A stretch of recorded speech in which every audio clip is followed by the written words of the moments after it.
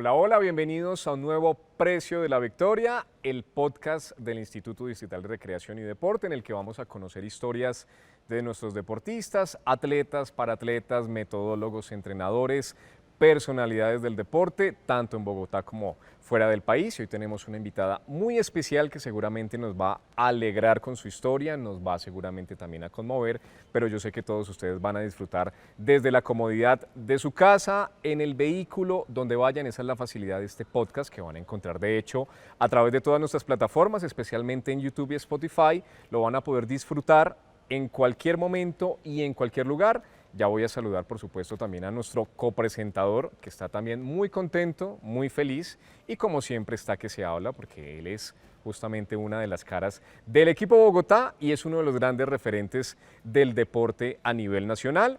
Entro en materia, no siendo más, saludo a don Carlos Ramírez. Carlos, bienvenido. Yo sé que va a hablar de mi saco, efectivamente, le estoy rindiendo un homenaje porque su saco rosado fue la sensación anteriormente. Bienvenido, ¿cómo está? No, Eduardo, muchas gracias aquí por la invitación de nuevo. Contento de estar aquí compartiendo historias, compartiendo el precio de la victoria y obviamente escuchando historias que nos van a cambiar la percepción de los deportistas y no solo verlos ahí arriba cuando tienen sus victorias, pero también ver lo que han pasado para poder llegar allá. Obviamente, bonito de suéter, se nota que te gustó el mío y aquí estamos otra vez para los que nos están viendo, los que nos están escuchando.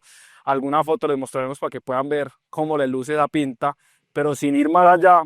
Presentemos a la invitada antes. Vamos a presentar, por supuesto, a nuestra invitada, Carlos. Hoy nos acompaña Cristina Poblador, para powerlifter del equipo Bogotá y que nos representó en Tokio y en París en los Juegos Olímpicos. Un aplauso, por favor, porque vale toda la pena del mundo. Cristina, mil gracias. Una agenda apretada, ya nos vas a contar el día a día. Muchísimas gracias por tu tiempo. Bienvenida, ¿cómo estás? Bien, muchas gracias. Está nerviosa, pero parece nerviosa, pero tras bambalinas, hágame el favor.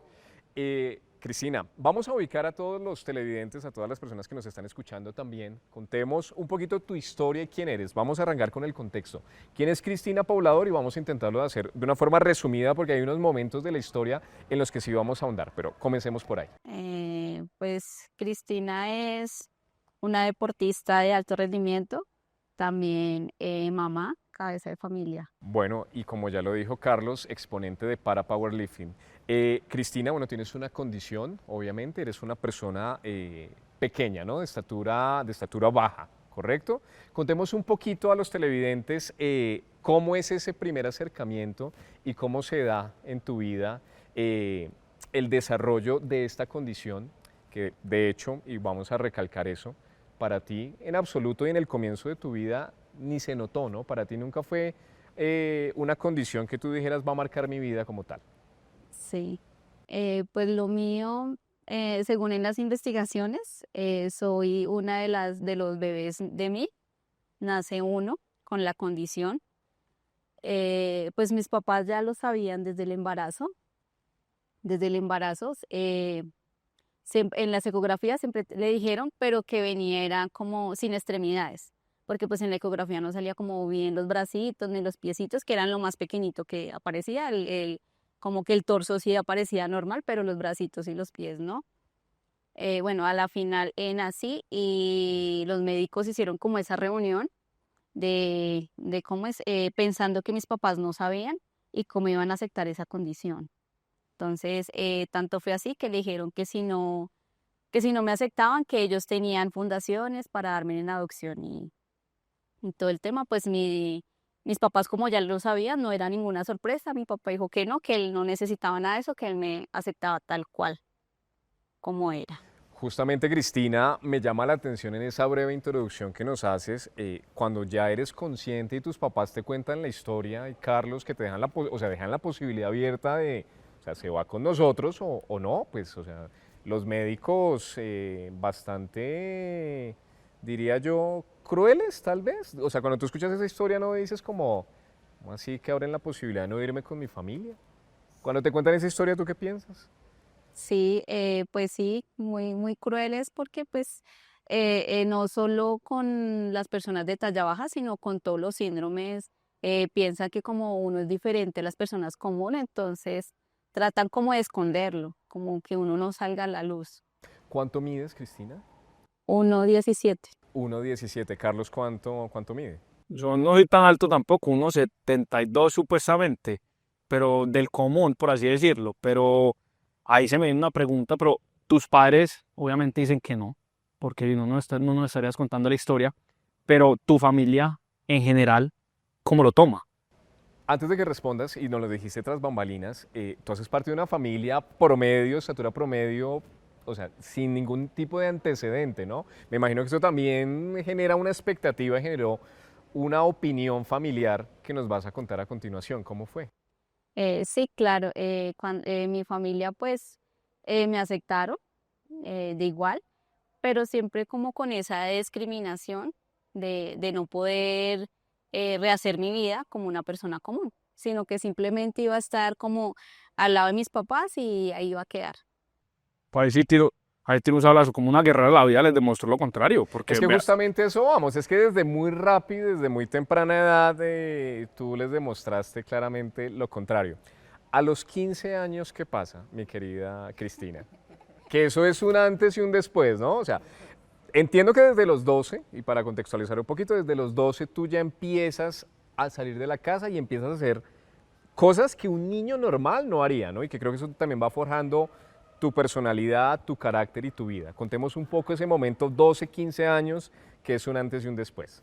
Sí, pues mis papás sentían que como que yo mantenía complejada pues no complejada, pues por mi rebeldía, la verdad, porque Una ni mujer siquiera era. rebelde, eso hay que dejarlo claro. Usted debe presentarla como una mujer sí, rebelde. había que presentarla como una mujer rebelde, pero es que aquí la ven tímida, Sí, callada, que no quiere hablar, pero que la vieran tras bambalinas, pero no es ay. así, exacto, No no es es así, así, pero se irá tomando aquí confianza. yo creo que son las cámaras lo que la tiene un Un poquito poquito. tímida, apagadita, pero tras bambalinas y No, ya, a la producción hay que pedirle un par de imágenes de apoyo de lo que pasó de lo antes y que de lo que pasó. pasa en competencia. Porque yo creo que ahorita, cuando nos empieza a contar la historia entre los 12, 15 y cómo fue evolucionando, nos daremos cuenta que la rebeldía va en su Sí, parte. Y no, por hoy ni usted ni yo, que es una no le guerrera, seguimos el ritmo. por hoy digo que una guerrera de vida que les demostró completamente lo contrario a sus papás que dijeron que no, la tenemos que cubrir, mantenerla con nosotros, pero yo creo que ella veía la puerta de la casa y quería era salir corriendo y hacer lo suyo porque disfrutaba era la vida y se gozaba. Y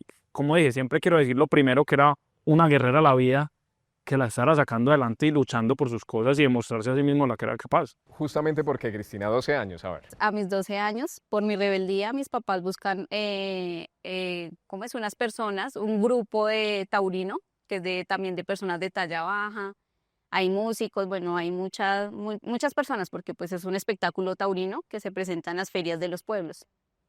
Entonces ya a partir desde los 12 años empiezo como a convivir con gente grande, era la única niña, ya todos eran mayores de edad, con sus familias, el ambiente era muy pesado, pues para mi edad era muy pesado, tomaban, había trago, mujeres, bueno, muchas cosas se veían ahí.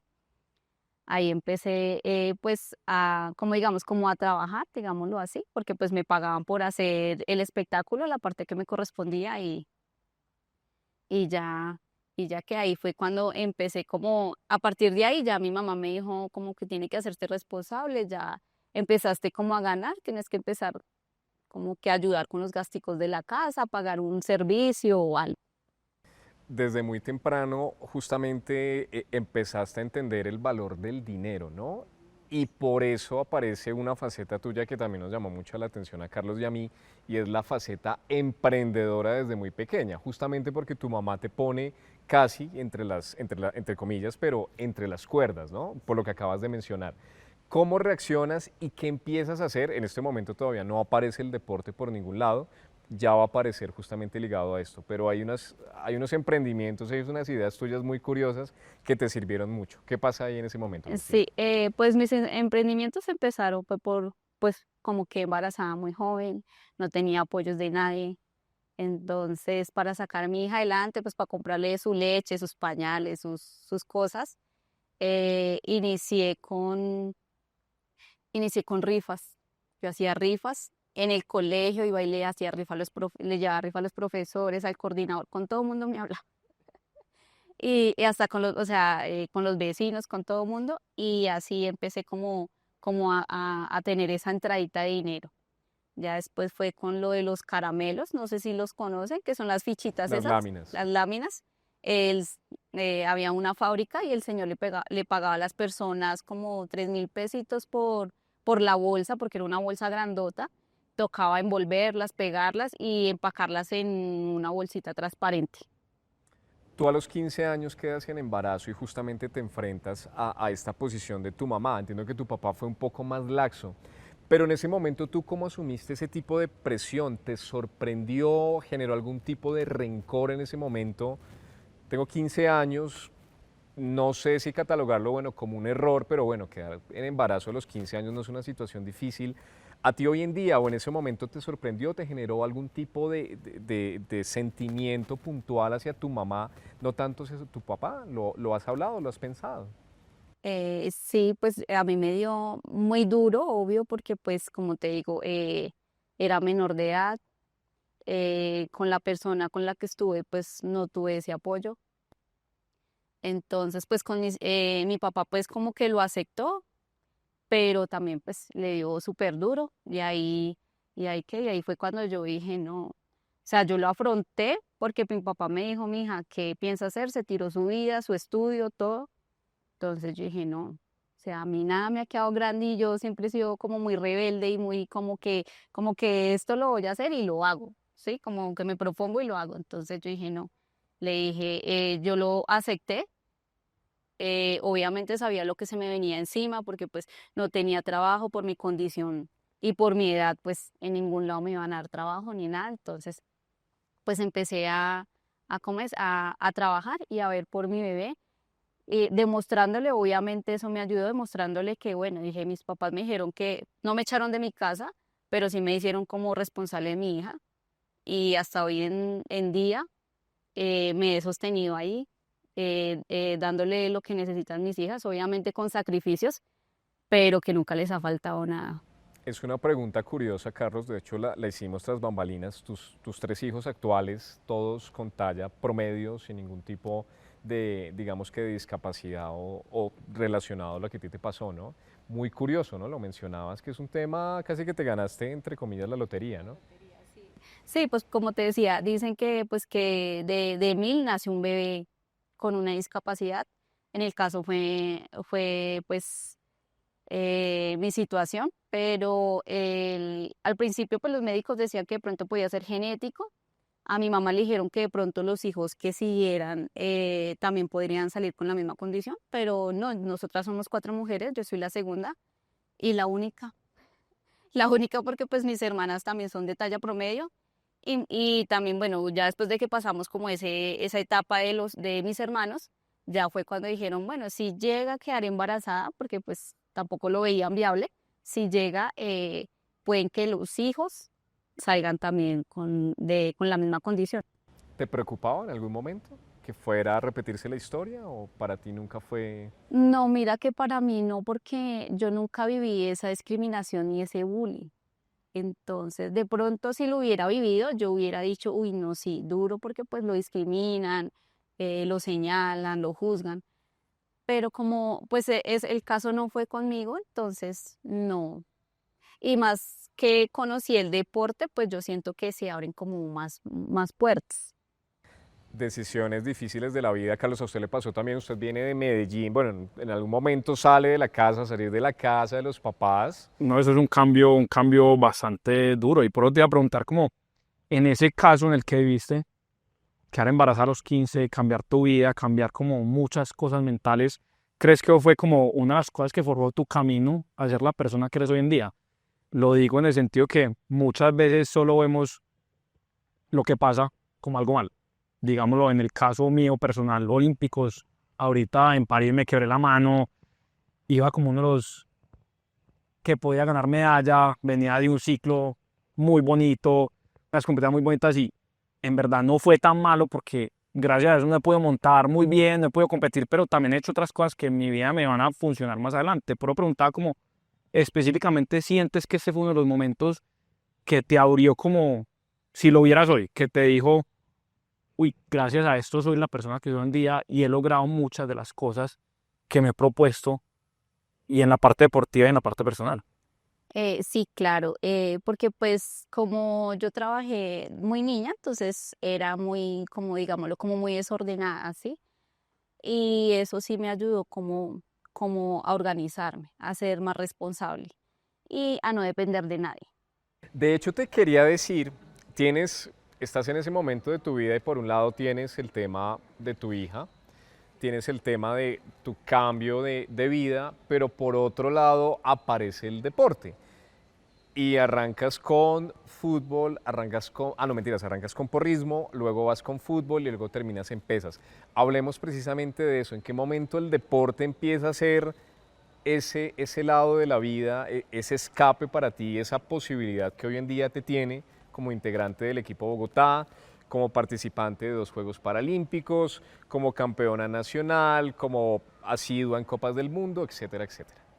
Sí, pues a mí, por lo mismo de inquieta que soy, siempre me ha gustado estar metida en, en todos los deportes. En mi primaria se dio pues la oportunidad de estar en porras, era la mascota del grupo, la que hacía piruetas, La que tiraban la para que tiraba, arriba. sí, estuve toda mi primaria. Ya después nos tuvieron que cambiar de colegio por el clima donde vivíamos. Mi hermanita enfermaba mucho, entonces mi papá pues decidió cambiarnos de barrio y de escuela. Ahí era fútbol, empecé con el fútbol, hacíamos intercolegiados, intercursos, y ya cuando salí de estudiar me fui para el gimnasio de hobby. Y ahí comienza, entre comillas, ese gran amor, comienza esa cercanía a lo que viene siendo ahora el para powerlifting.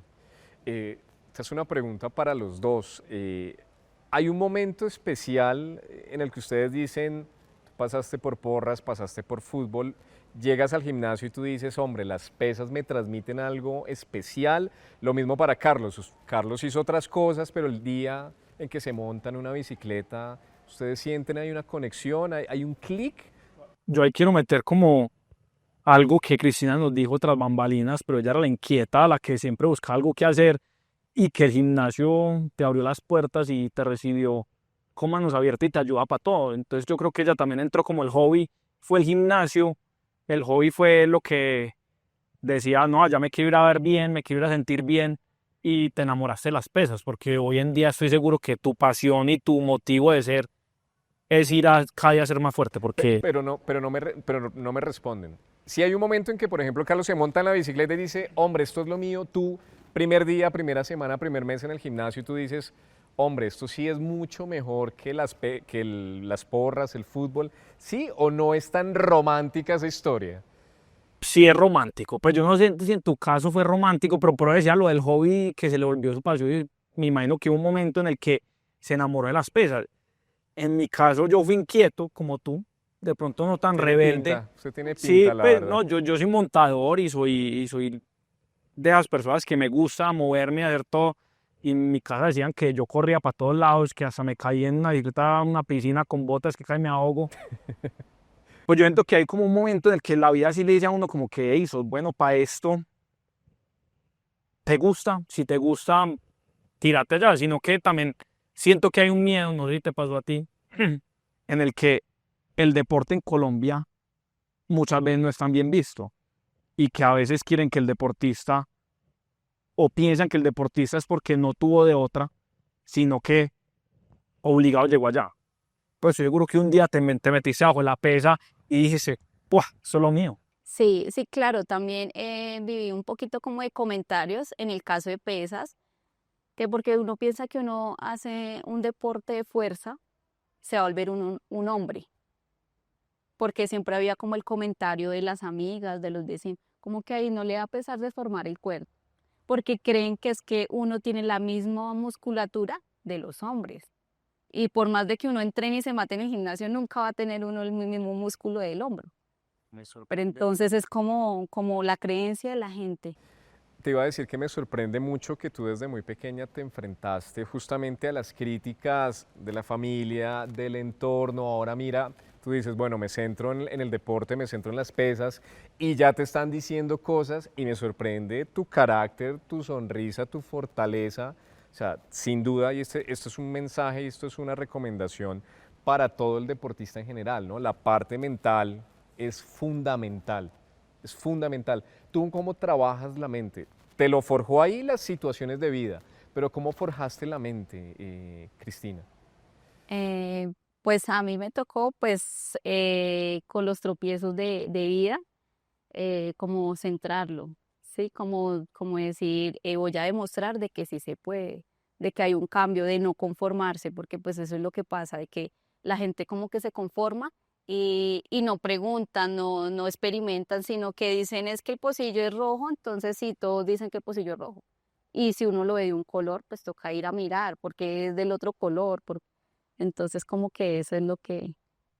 Aquí nos estamos saltando una parte de la historia bonita también de Cristina, es que ella encontró el amor cuando muchas veces te decían que tú que ibas a tener hijos, tú que ibas a casarte, tú eso, y lo encontró de una manera que nos lo contaba tras bambalinas, que esperando el bus, porque al final de cuentas encontró el amor por un, Por casualidad. Por sí, por casualidad. casualidad de la vida, esa es la palabra, no la encontraba por casualidad de la vida y ahí la vemos sonriente y todo, pero está enamorada más no Bueno, de poder y pronto casualidad para Cristina, de pronto para él ya te tenía identificada, siempre llegaba a la misma hora.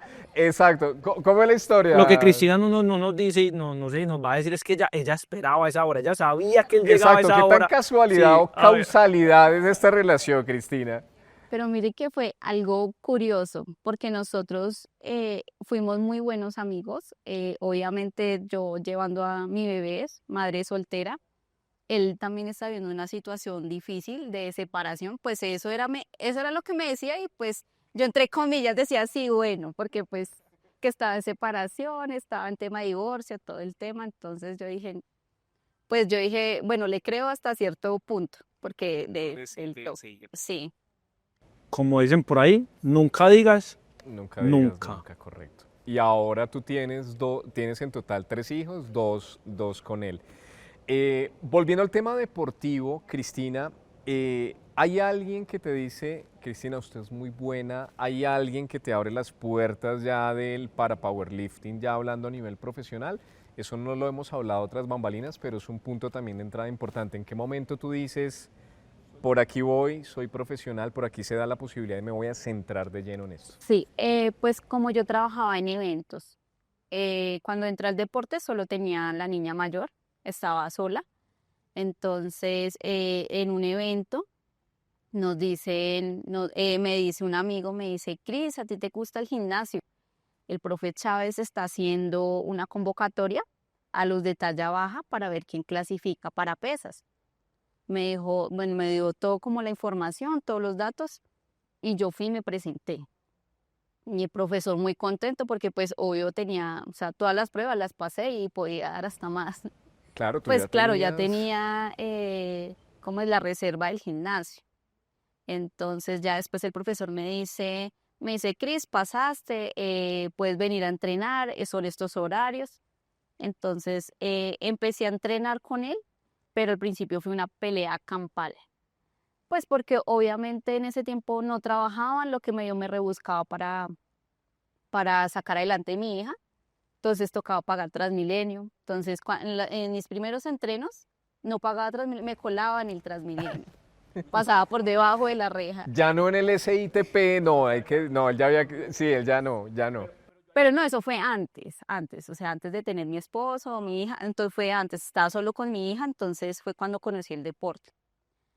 Después entrené como 2 meses, estuve pues juiciosa, días iba, días no, obviamente eso es de disciplina, entonces el profe como que Cristina, bueno, necesito que empiecen, pero entonces no me podían como obligar tanto porque pues no tenía como un apoyo. Estabas en una encrucijada, exacto, no podía solo uno o lo otro, o sea, no Yo había ahí te forma. tengo una pregunta antes de que digamos metiéndonos en la parte deportiva, pero tú alguna vez cuando hiciste porra, jugaste fútbol o todo, tuviste como esa llamita que muchos deportistas tienen que dicen yo quiero ser deportista profesional o quiero como mirar unos olímpicos, llegado el caso, porque seamos muy sinceros, talla pequeña tienen 3 deportes, como hablamos tras bambalinas, o es natación, o es lanzamiento, me dijiste, o es powerlifting. Entonces, como que alguna vez te viste como enfocada en eso, o fue como una encrucijada de la vida que te llevó allá, pues que literalmente fue que te pagan el panfleto de la convocatoria y dijiste, uy, ¿por qué no?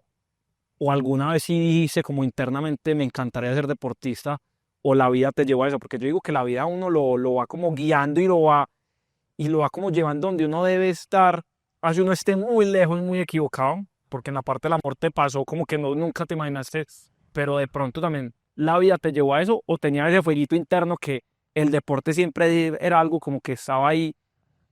Pues a mí siempre me gustó el deporte, pero mira que yo nunca me vi en unas olimpiadas, no. Simplemente, o sea, solamente veía el deporte como hobby.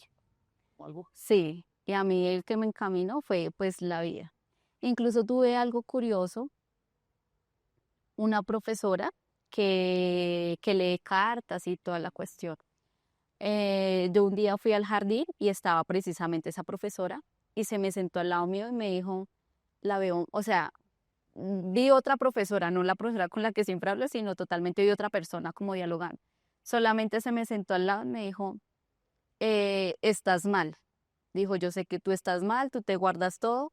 Me dijo, pero tenga en cuenta que usted va a ser grande y vas a hacer historia. Y eso me lo dijo, obviamente, incluso antes de estar embarazada de mi primer bebé, me lo dijo. O sea, me hizo como el comentario y ya como que ella se dispersó y ya hablaba de otros temas y nunca me volvió a tocar el tema ni nada de eso. Pero te quedó. Pero Sí, te yo digo que marcó. esa es la vida y son los ángeles de la vida que le mandan a uno y le dicen cositas para encaminarlo a uno, la pregunta me parecía que estamos en el momento porque después nos siguieras contando, porque llegaste al deporte por obra y gracia del Espíritu Santo, lo podríamos decir así, porque nunca te dicen caminar ya, hacías tu gimnasio y venías ya seguro fuerte porque era lo que te gustaba y te gustaba darte bien, pero creo que fue como venga, para aquí vamos, para otro lado, que aquí es donde tienes que estar. Y ahora que hablamos del gimnasio, hay un cariño de por medio muy importante, ¿no? ¿Tú sigues entrenando en ese mismo gimnasio después de cuántos años, Cristina? Sí, mi hija tiene 12 años. Y yo pregunto, la primera vez que llegas tú al gimnasio, te ve el resto de personas, me imagino que inmediatamente dicen, ¿usted qué hace acá? Empiezas a demostrar, te tienen incluso que acomodar, te tienen que adaptar el gimnasio. Cuéntanos un poco cómo es para una persona de talla baja llegar a un gimnasio y enfrentarse a eso, no solo a las miradas de las personas, sino, hey, a usar las máquinas, empezar a hacer una más. Sí, pues con lo mío fue un poco pues curioso, porque a pesar de que yo tengo mis bebés, no tuve un cuerpo de mamá. Siempre tuve mi figurita, entonces como que llamaba más la atención es de que como, ay, tú tan bajita, pero eres muy bonita, tienes un cuerpo bonito. Pegona la niña ahí, Entonces, vea. Pegona. entonces como que, Ah, Pegona. sí, sí. entonces como que eso, cuando llegué al gimnasio, pues primero lo que llamé la atención fue eso. Entonces, pero el muchacho no, siempre buena gente. Eran una parejita también joven, iniciaron el gimnasio, lo montaron entre los dos. Y ellos me empezaron, yo le dije, no, que yo quiero entrenar. Conocieron mi historia de vida con mi bebé porque solo tenía la niña. Entonces ellos me empezaron a ayudar, incluso cuando ellos compraban mercancía, que la leche, que el cereal, de eso, de que vendían, ya lo que les quedaba, no vencido, sino ya lo que les quedaba, me lo daban para mantenerme, ¿sí? Como para que hoy tienes que comer bien, tienes que alimentarte bien para que sigas como Tu tu proceso. entrenamiento, porque Los angelitos que Los en van ese angelitos que tiempo no ayudando. mandan lo la vida. veía como profesión, sino para que te mantengas, porque tienes, como haces deporte, pues tienes que alimentarte bien. Y ellos me daban, o sea, lo que les quedaba a ellos, me lo daban y incluso yo me llevaba a mi hija, tenía como 1 o 2 añitos a entrenar y me dejaban de entrar la niña, ellos me adaptaban como el gimnasio, como Cris, ven, te adaptamos acá, en el remo me ponían un banquito, para hacer jalones me ponían un cojín o una colchoneta doblada. ¿Cuántos años de carrera profesional, Cristina, tienes? Eh, la niña tiene como 8 años. O sea que empezaste tarde. Exacto. Tu momento más bonito en el deporte, Cristina. Si tú tuvieras que escoger un momento en el que tú dices, valió la pena el esfuerzo desde los 12, desde los 15, todos esos sacrificios, todas esas palabras, esas miradas, la opinión de la familia de que no ibas a lograr nada importante. ¿Cuál es ese momento que tú dices, valió la Yo pena? ahí quiero poner extra la pregunta, pero dejando el folclore afuera, porque muchas veces el folclore para el deportista es los olímpicos, el momento más bonito, pero hay muchos deportistas que el momento más bonito puede ser mi primera La competencia, primera medalla de la pronto, primera sí. medalla, pues pero como que para que lo mires de otra manera y dejemos el folclore, porque la respuesta fácil es no, la primera vez que fue a unos Juegos Olímpicos, pero conozco deportistas y por eso lo quería poner ahí, que muchas veces dicen, es que la primera medalla o la primera vez que mi papá me acompañó o con mi hijo me O acompañó incluso la primera bicicleta profesional, yo creo que eso marca también. también. Hay momentos como muy claves que pueden ser tu mejor momento, Sí. pero como Pues que para mí el mejor momento, que creo que para la mayoría no fue la pandemia. Para mí no fue tan agradable, para mí no fue tan agradable, para pero mí tampoco, porque te soy sincero, a mí apenas me dijeron que cancelaban los Olímpicos, a mí se me volqueteó la vida y yo ni sabía qué iba a pasar conmigo, ni qué iba a hacer, entonces como que me parece una respuesta sí, bastante curiosa. ¿Por qué, curiosa. Cristina? Sí, a mí la pandemia fue lo mejor que me pasó porque yo entré a la ruta de Tokio. Estábamos en plena ruta para Sí, Tokio. clasificación. Clasificación, yo había clasificado, estaba bien en la ruta. Resulta que yo quedé embarazada de mi tercer bebé Ajá. y no sabía. Entonces, yo no sabía que estaba embarazada porque pues yo soy muy irregular y por el deporte habían meses de la regla que estaba, no estaba. Entonces, pues yo no mantenía muy pendiente en eso, mantenía pues enfocada pues en el deporte. Entonces, quedé embarazada, no sabía y sin embargo yo seguía en mi concentración. Imagínate, embarazada. Yo me enteré ya cuando tenía 4 meses, con mi abdomen marcadito así, que ni por las curvas de donde embarazada. Y 4 meses y marcada. 4 meses tomando preentreno, Con tu energizantes, una rutina cosa, sí, totalmente normal. todo normal.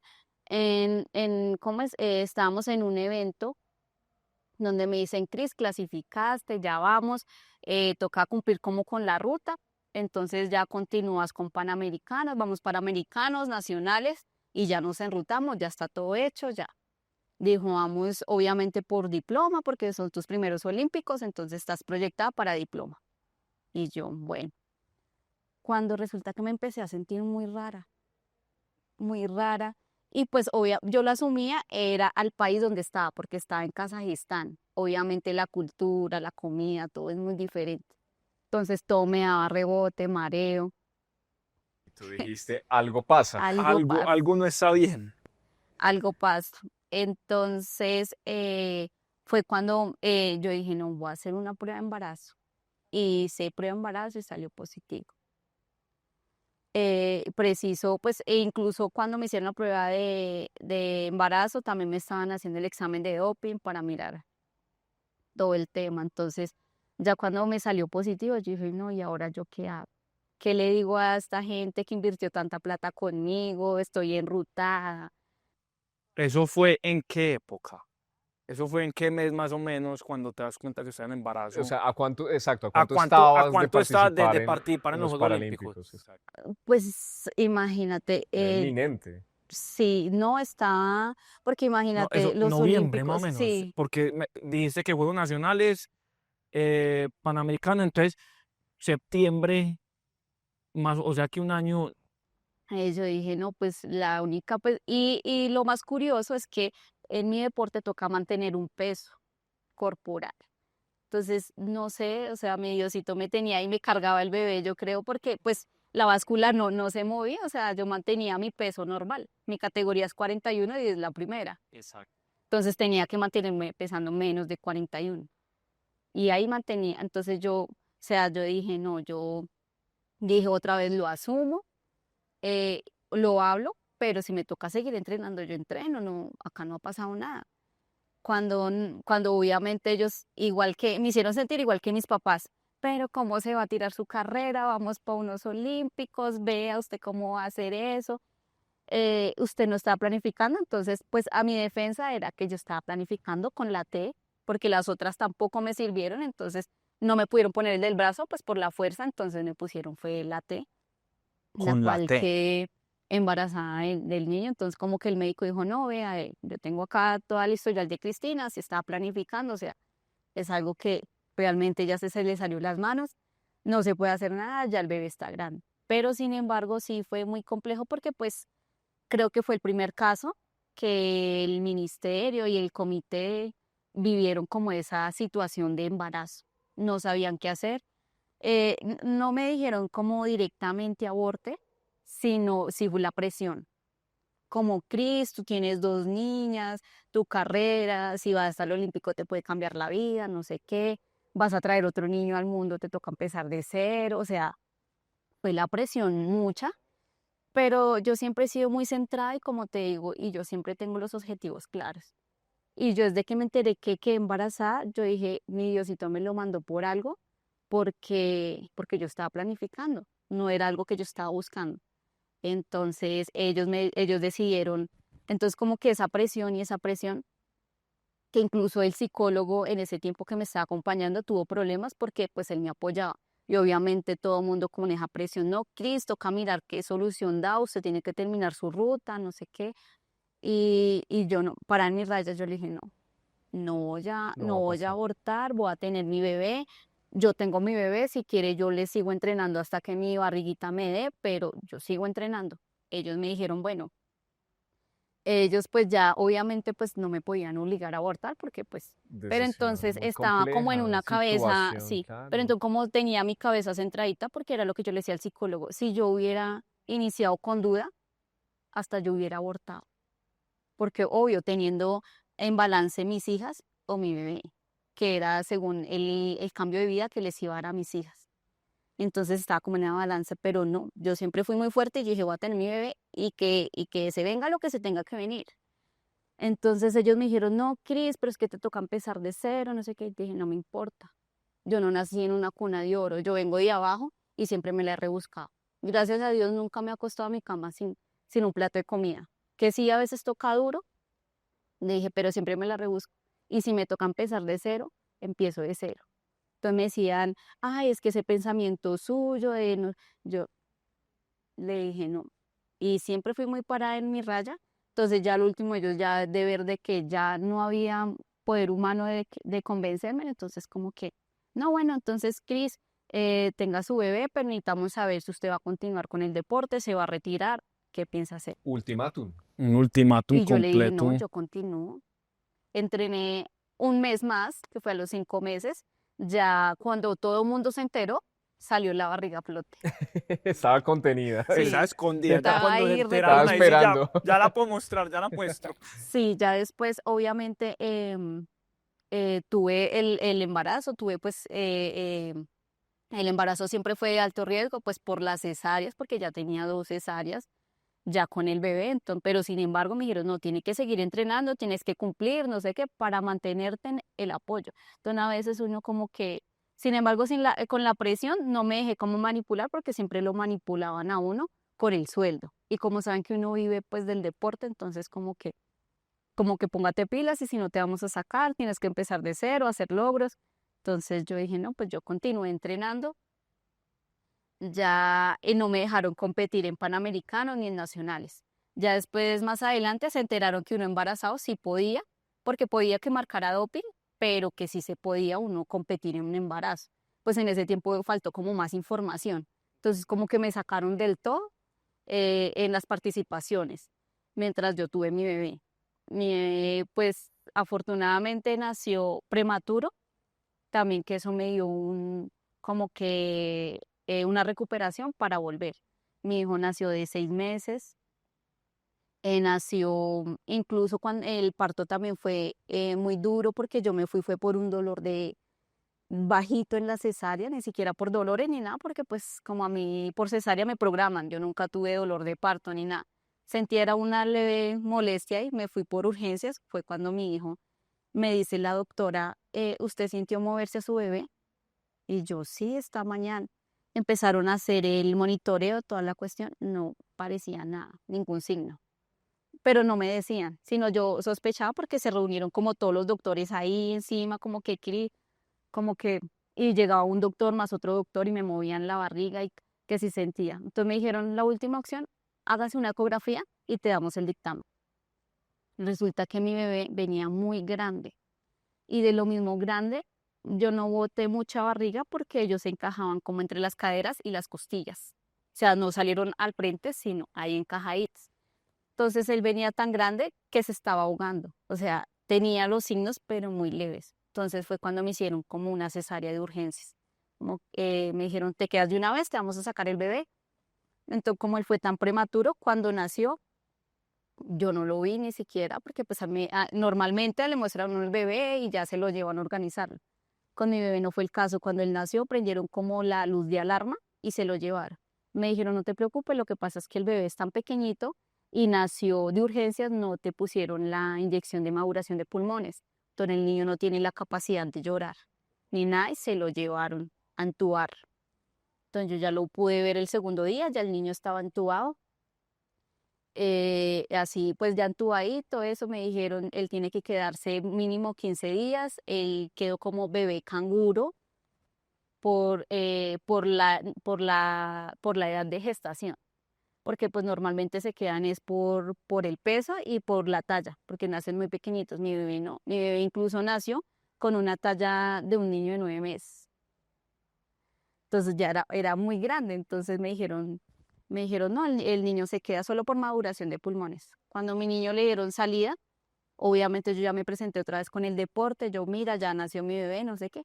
Entonces era como si hubiera dormido y al otro día vuelva como si nada. O sea, me dijeron, bueno, te esperamos mañana, vienes y sigues entrenando a ver si alcanzamos la ruta.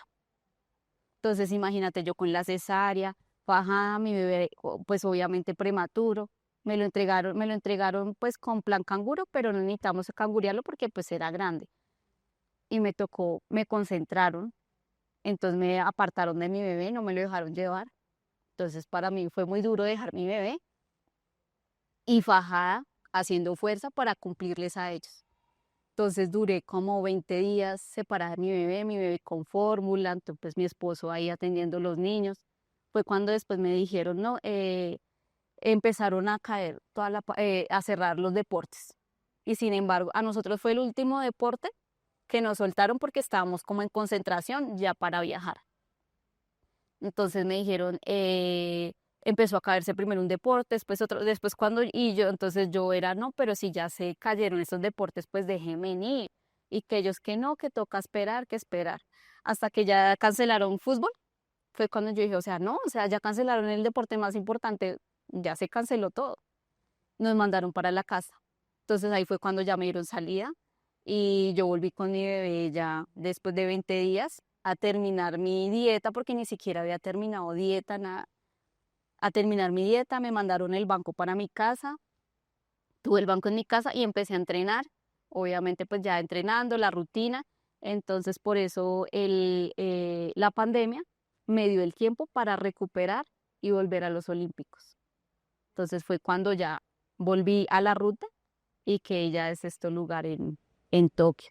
Eso te iba a decir, esta historia concluye con un sexto lugar, con un diploma paralímpico. Luego participas en los Juegos de París y obtienes un cuarto lugar. Es más o menos un poco, guardando las proporciones, el proceso de Carlos, ¿no? Bueno, tú estás ahora muy cerca de una medalla paralímpica, me imagino que ese es tu gran objetivo ahora. ¿Cuál justamente es tu sueño? ¿Cuál es tu próxima meta? ¿Es esa tal vez? Sí, ya ahorita estar en podio, pues igual yo por eso decía, o sea, ahorita tuvo pues como ese acercamiento y le dije, no, pero ya ahorita, o sea, yo incluso con el bebé me mandé a operar, yo dije, no, ya no más bebés, ya no más nada, o sea, imposible. Entonces, no, ya nos vamos a la fija y vamos a por ese podio. Cristina, representar a Bogotá, representar al equipo Bogotá, representar a la selección nacional, a la selección Colombia, después de toda esta historia que nos has contado, ¿te sorprende, te emociona? ¿Qué sientes cuando estás cantando el himno de Bogotá, el himno de Colombia, y tú dices, he tenido una vida bien compleja, de subes y bajas? ¿Cómo te sientes hoy en día? Yo hoy en día pues me siento orgullosa representando a Bogotá, porque no ha sido fácil, no ha sido fácil. Incluso el último clasificatorio, para París me blanqueé. Imagínate, ya todo el mundo o sea, para París ya también todo el mundo me tenía por fuera, porque tú sabes que acá en el deporte tú no das resultados para afuera. Entonces, e incluso también en París, también tuve complicaciones con mis hijos porque los dos pequeñitos sufrieron de pulmones. Entonces, yo viajaba, cuando llegaba, teníamos como todas las competencias seguidas. Cuando llegaba me la pasaba en el hospital, intercambio con mi esposo un día en el hospital y un día en la casa, y los dos niños con oxígeno, uno en la casa y el otro en el hospital. Entonces, como que no tuve esa recuperación. Y sin embargo, me exigían, Cristina, tiene que entrenar, tiene que eso. Entonces, yo dejaba de estar en el hospital, salía del hospital, vaya a entrenar. Y salga a entrenar para el hospital. Entonces, incluso a veces me regañan, Cristina, que por qué no llegó, porque toca cumplir un horario, ¿sí? Y ellos, o sea, acá toca cumplir. A veces un poquito son como yo lo digo, como inhumanos, y son los sacrificios que uno le toca asumir como deportista. Entonces, mis hijos estuvieron hospitalizados, después tuve como le dijera, un problema grande en mi familia, donde tuve por medio bienestar familiar y fiscalía. Me tocó, o sea, yo tenía toda la cabeza vuelta a 8 y me dijeron, Cris, te vas para el último clasificatorio, tienes que hacer marca porque estaba de octava, clasifican los 8 primeros del mundo y yo estaba ahí de octava y las dos que estaban detrás míos estábamos por 1 kilo y yo dije, o sea, imposible. Fui primero, ya era el último clasificatorio, me dijeron, Cris, tiene que clasificar, o sea, hacer marca, por lo menos subir tu marca personal para que no te saquen de la ruta. Y yo dije, no, pues, pero en ese tiempo tenía la cabeza vuelta a 8, no había descansado nada, entonces me fui a concentración, competí, pero no, la cabeza me jugó muy feo. Entonces mi primer movimiento me lo dieron nulo, entonces ahí todo se me empezó a venir para abajo. Entonces yo decía, no, o sea, yo todo lo hago por mis hijos, por sacarlos adelante, pero como que se me vino todo eso en la cabeza y los 3 movimientos me los dieron nulos. Entonces me dijeron, no, Cris, o sea, yo lloré muchísimo porque yo dije, o sea, tenía que mejorar marca. Pero mira lo curioso y lo que cuando la vida le tiene a uno enrutado y le tiene a uno un objetivo. Las 3 que estaban detrás mío también se blanquearon. Como dice el adagio popular, ¿no? Cuando es para uno, es para uno. Cristina, si tú le pudieras enviar un mensaje a tu familia después de todo este tiempo, después de estos logros, después de estos sacrificios, que ellos seguramente van a ver este podcast, ¿qué mensaje bueno, te gustaría enviarles? Y lo incluyo a tu familia, a tu esposo y a tus hijos, porque siempre tuvieron que luchar contra ese qué dirán, ¿no? Tuvieron que luchar contra ese estigma familiar, Pues social. imagínate nomás ese cuadrito, pues bueno, donde vivimos ya se volvió común, pero al principio imagínate, mi esposo es alto, mi esposo es como de medio 1,70, cogidos de la mano, mis niños alrededor, obviamente al principio éramos como el boom del momento porque todo el mundo tenía que ver con nosotros, ¿sí? Ya después como que se volvió ya muy común, ya, pero no faltaba obvio que el comentario de que, ay, ve a ese señor con esa enanita, no faltaba el comentario, pero ya después ya como que se vuelve cotidiano, ya normal, digámoslo, ya la gente lo normaliza. Yo creo que la historia de Cristina nos está mostrando el precio de la victoria de una manera real.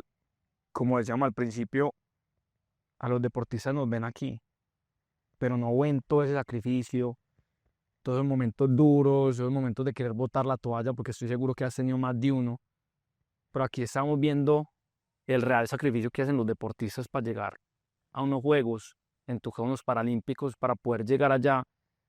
Todas las presiones personales también muchas veces, porque es uno contra uno mismo, diciéndose, es que lo toque hacer porque es que si no tal cosa, porque no tal otra, pues también presiones diferentes que no estabas contando en esos momentos, pero como que eso también, ver ese tipo de forma de salir adelante y demostrarse a uno mismo lo que es De lo capaz. que es Y capaz. después la montara que ustedes tienen allá adentro también, porque es otro cuento que sí es bacano que nos cuentes cómo esa experiencia ya del grupo paralímpico internamente y lo que ustedes experimentan tanto antes de competir como después de competir. Sí, pues ahí es, como te dijera, entre los compañeros se tiran, pero ya estando en el mundo del deporte. Porque ¿qué pasa con el paralímpico? Es que nosotros empezamos el deporte muy tarde. ¿Por qué muy tarde? Porque precisamente cuando uno nace con una discapacidad, los papás y bueno, la gente en torno lo primero que hace que es esconderlo a uno. Como que hay que le da pena que su hijo tenga síndrome, entonces como que lo esconden, ¿sí? Diferente al convencional, porque usted un niño convencional lo ve desde los 3 4 años ya entrenando. Usted un paralímpico nunca lo ha visto tan jovencito. Uno los viene a ver después. ¿Por qué? Porque ya uno ya es mayor de edad y ya uno decide salir. Y es cuando a uno lo empiezan a conocer. Por eso es que en el paralímpico usted ve a señores de 50 40 años entrenando, porque iniciaron muy tarde su vida deportiva. Entonces, el deporte lo que nos enseña, bueno, o lo que me enseñaron a mí, es uno vivir en medio del bullying y no dejarse acomplejar. Porque obvio, o sea, habíamos unos que llegábamos sin complejos y nos daba igual cómo nos trataran, pero habían otros que llegaban muy acomplejados por su condición. Pero entonces de vivir ese entorno, de uno decirle al otro, vea ese mocho, vea ese no sé qué, y así, entonces como que uno se mete en el ambiente y como que ya uno empieza a darle igual, como que ya la discapacidad ya uno la toma como burla. Vamos llegando al final de este podcast, El Precio de la Victoria. Hoy estamos en el CEFE Fontanar del Río, por cierto, un CEFE del cual ustedes pueden acceder a sus diferentes servicios a través del portal ciudadano, también pueden conocer a través de nuestras redes sociales y un CEFE, uno de los 4 que administra Lidere de Fantástico en la localidad de Suba. Invitación también para todos los que nos están escuchando, nos están viendo, para que puedan visitarlo porque realmente vale la pena, tanto por sus servicios como por su infraestructura y su calidad. Preguntas finales, Cristina. ¿Tú gracias al paralimpismo eres feliz? Sí, claro. Claro, porque pues uno, mis hijos, bueno, las niñas que son las más grandecitas practican el deporte, se sienten orgullosas de la mamá que les tocó. Mi bebé pues todavía está muy chiquito, pero igual sus juguetes desde bebé siempre han sido sus mancuernas y los discos y eso. Entonces como que eso también ha ayudado ¿cómo es? A que la gente lo vea a uno con otras alternativas, ¿sí? O sea, porque ya no van a ver, ay, ve a la enanita ya llevando los niños, sino por lo menos cuando le hacen ese comentario a mis hijos, mi hijo, no, mi mamá es deportista, mi mamá es de alto rendimiento, mi mamá, entonces ya como que se cambia ese chip, ¿sí? Entonces como que el deporte le cambia el pensar a las personas de no juzgar por la discapacidad, sino decir, ay, vea, ese muchacho yo lo vi por televisión y compite. O sea, ya su discapacidad pasa a ser como una segunda opción. Yo tengo una pregunta, ya que tus hijos también hacen, no bicicross, perdón, se me fue ese deporte, ya que hacen deporte, ¿tú quieres que tus hijos vivan del deporte o te gustaría que hicieran algo diferente? Pues sí, no, pues porque es que el deporte es muy duro, uno le toca hacer muchos sacrificios. En lo que no me pasó a mí fue que yo nunca tuve como esa charla de planificación de un tema a otro. Yo con mis hijas he sido muy clara y yo no, mi amor, tienen que planificar. Les pregunté el deporte si lo querían como profesión o como hobby, porque ellas primero iniciaron patinando, eran patinadoras, muy buenas de por sí, pero el patinaje es muy costoso. Y como eran dos, pues imagínate, yo ya me veía en quiebra. Me senté con ellas y les dije, bueno, ¿ustedes quieren el deporte como profesión o como hobby? Si lo quieren como hobby, sigan practicando patinaje, yo les pago cuando se pueda, cuando no, no. Pero si lo quieren como profesión, o sea, toca buscar un deporte de que sí les dé pues económicamente, de que sea olímpico, porque pues el patinaje no es olímpico. Mi hija fue primero la pequeña fue la que me dijo que incluso todo el mundo a veces me juzga porque yo hago pesas y mis hijas también, y no es porque yo las haya llevado a eso, sino mi hija me dijo, mami, yo quiero hacer pesas. Y a mí se me pasó todos los deportes por mi cabeza Menos menos pesas. pesas. Y mi hija me dijo, no, mami, yo quiero hacer pesas. Y yo, Yo, bueno, mi amor, pues ella también es toda berraquita, toda eso, o sea, yo dije, bueno, tú pesas, bueno, está bien. Empezó a practicar un poquito de pesas, la mayor no quería soltar su patinaje, pero ya después se dio cuenta, yo le dije, mi amor, le dije, esto es de sacrificios. Entonces mi hija me dijo, no, mami, yo también quiero pesas, yo la quería, pero ella como tiene las piernas larguitas, yo dije, no, de pronto atletismo, ciclismo, otro deporte, porque era muy delgadita en ese tiempo. Me dice, no, mami, yo también quiero pesas. Y yo, pues yo decía, no, mi amor, pero tú estás flaquita, va y se me parte levantando una barra. Me dijo, no, mami, yo quiero pesas. Y ahí están las dos niñas practicando pesas, están obviamente en reserva, ahí y apoyándolas al 100%. Y por dentro diciendo, ojalá sean deportistas o te gustaría Sí, que no, más adelante, obviamente yo con ellas sí les soy muy clara y yo les digo, obviamente el deporte, sí se puede vivir con el deporte, pero con sacrificios y siempre toca tener una alternativa, o sea, un plan B. Tienen que estudiar una carrera para ejercerlas porque pues como les decía, el convencional empieza desde niños, mis hijas iniciaron desde los 7 años como a practicar su deporte, entonces le dije, entonces ellos si les da el olímpico, alcanzan a llegar, entonces su carrera se les termina muy joven. Entonces le dije, la idea es que sigan estudiando, sigan ¿cómo es? Para que puedan vivir, ¿sí? En el caso mío, que porque yo decía, pucha, yo hubiera sabido, conocido el deporte antes de, yo creo que hasta ahora yo no tuviera hijos, porque es muy duro y los sacrificios son muchos, muchos los que toca hacer. Cristina, una última pregunta para cerrar este podcast, agradeciendo nuevamente tu presencia y tu tiempo. Si tuviéramos que preguntarte cuál es el precio de la victoria, cuál es el precio que uno tiene que pagar para conseguir, en este caso, deportivamente éxitos, ¿cuál es ese precio? El precio del tiempo, uno, pues en el caso mío, yo me perdí muchas fechas especiales que son como cumpleaños, navidades. Entonces son tiempos que son únicos porque pues en el caso mío, cuando están pequeñitos, pues bueno, son llevaderos, pero a medida que van creciendo, o sea, como que eso marcan los niños también, ¿sí? Y es un tiempo que usted no puede volver. Cristina, muchísimas gracias, integrante del equipo Bogotá, una historia de resiliencia. Creo que nos queda ese gran mensaje de sacrificios, pero desde muy pequeña, con una sonrisa y con una faceta muy de lucha, muy guerrera. Felicitaciones, muchas gracias. Yo creo que se merece un aplauso enorme y ojalá todos saquemos algo importante y nos sigamos luchando por nuestros sueños. Muchísimas gracias. Así concluimos este podcast, este nuevo precio de la victoria. Don Carlos, muchas gracias. no, muchas gracias por la invitación. Nuestra invitada, muchas gracias por la historia, por contarnos tu vida y por abrirte con nosotros al frente de las cámaras y desearte lo mejor para esto que viene, que luches por la medalla paralímpica que sueñas y que sabemos que si sigues así con la resiliencia, esa perseverancia y todo, lo lograrás y nos darás una alegría al equipo Bogotá y a todos los colombianos. Sí, claro, pues el único como que consejito que pues que digo es que creo que los paralímpicos nos vean igual que un convencional, ¿sí? Que sea el mismo apoyo, porque a nosotros como que nos reconocen solo cuando ganamos la foto y ya. ¿Tú cuándo has visto una persona con discapacidad con una publicidad de algo, así sea de Muy poquitos, muy pocos. no se ve?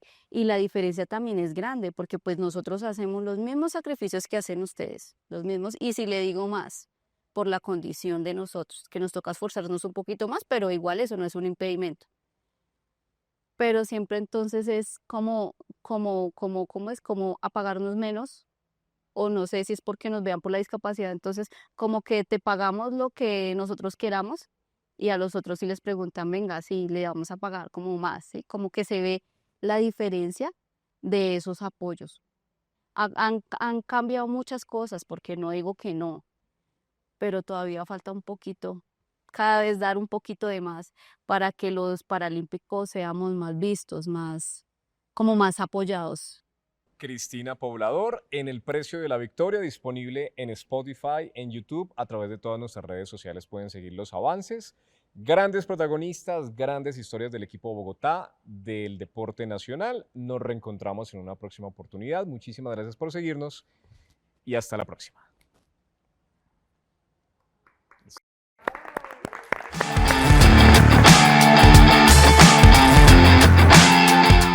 Hola a todas y todos, soy Daniel García, director de Líder ED. Espero que hayan disfrutado de este nuevo episodio de nuestro podcast El Precio de la Victoria. En esta ocasión, Cristina nos recordó con valentía que la determinación puede cambiarlo todo.